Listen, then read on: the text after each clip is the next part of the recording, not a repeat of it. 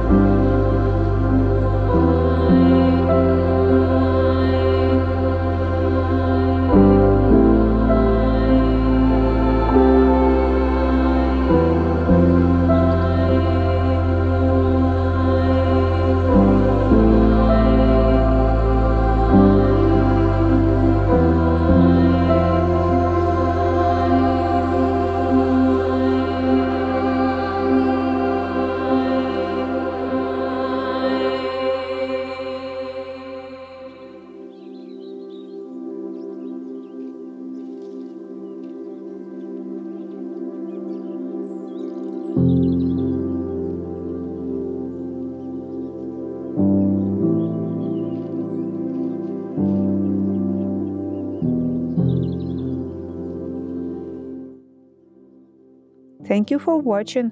Let me know in the comments section below which book would you like to flip through in the next edition.